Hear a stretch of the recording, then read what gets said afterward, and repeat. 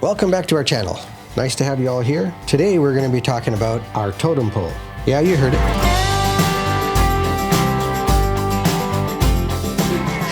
Yes, the totem pole. So let me bring the star of the show in front of our screen here. Hang on a second. There's a totem pole. Why do we call it a totem pole? We call it a totem pole because a totem pole is referred to as a story or a storyboard that you would see typically out west, although in different parts of the country, I believe. But primarily, you'll see it on the west coast. Giant log is carved intricately with the story of that particular area. So in our case, we decided to build our own totem pole, which tells people the story of what Fence Armor is all about. And it's about the products we carry and about giving longevity to wooden posts that are used for fence building. In this case, starting at the top, you have our Fence Armor cap, our finials. We have 6 different finials. That happens to be what we call hopper. And then we have our cap. So the finials, 5 of them are made out of zinc from Tennessee. The other is made out of aluminum, and it's machined so you can put a flag on it. It's called the acorn, and that one allows you to have a little set screw on the side so you can tie up a flag and have it for 4th of July or your favorite sports team, whatever it happens to be, and that you can change that up anytime you like. And those are interchangeable, so if you wanted to have it one way today and another way tomorrow, then you can change those up real easy. Our 4x4 cap is designed to fit any 4x4 ever made. Now,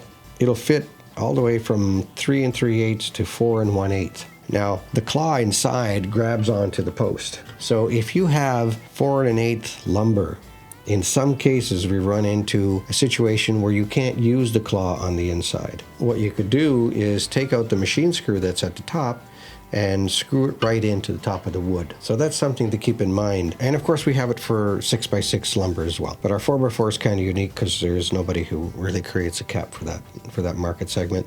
And you don't need any fasteners, just push it down.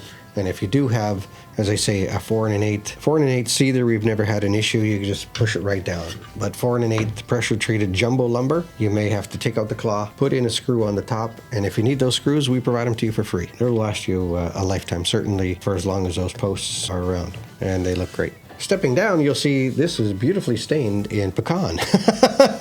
And yes, we sell probably the best stain, I think, in the world for wood, and that's the Expert product. We love that product. We've been very successful with it, and our customers love it, and so do our installers, because it's such a forgiving product. It's a flood coat, one coat. You know, when the pigment starts to disappear, you know it's time to restain again. Tells you, feed me, and you go ahead and clean it up and stain it, and you're ready to go. Then, of course, you have our Fence Armor guards. We sell them around the world now. We have them for Europe. We have them made in England over at the Post Saver Company. And, of course, here we produce them in Canada and the U.S. So, again, local. So, for Europe, they use European steel. Here we use U.S. and Canadian steel from 3-inch all the way up to 8-inch. And we have it for round. We have it for ornamental. We have it for vinyl. So, we have a demi edition. We have all kinds of different editions. This particular case, you'll see half of a piece of Fence Armor, because when we sell them in pairs.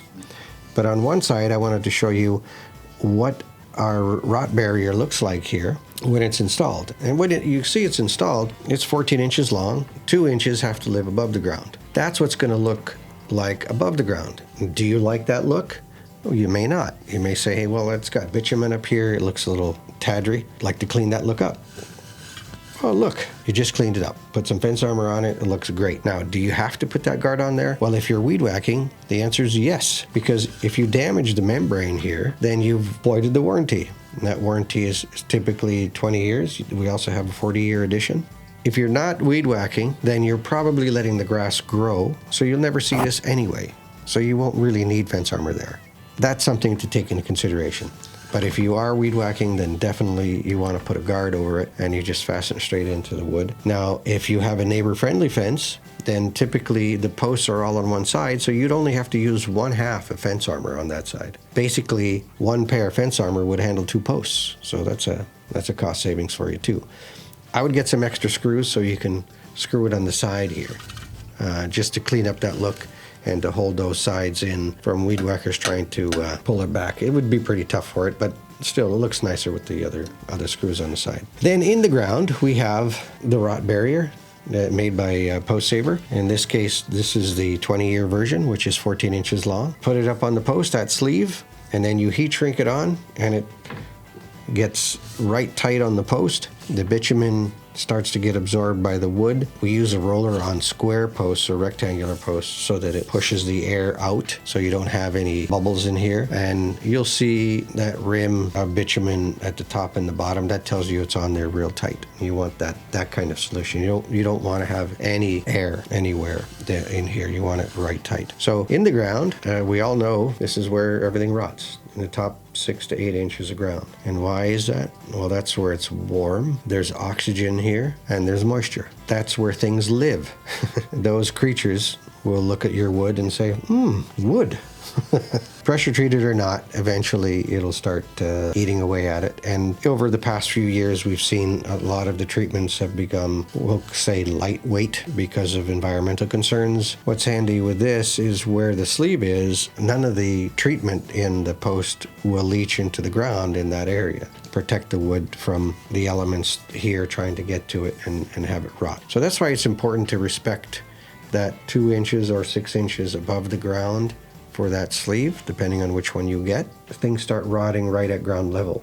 And if the ground is up here, from this area the wood starts rotting and starts eating into the wood, and you'll end up with rot. You know, your post is way down here, 4 feet deep or 3 feet deep or 2 feet deep. We're not worried about the post over here. That wood can be in water all day long. I mean, there are logs in rivers and oceans that have been in there for hundreds of years. If you've ever pulled a post out of the ground, oftentimes you'll even see the price tag at the bottom. The wood per se, it's not going to rot there. It rots right up here. So don't have to worry about, extending or making it covered all the way through. You can if it makes you feel better, but you don't have to. It's not going to change the warranty. And the wood will be just fine in that moisture. So that's our totem pole.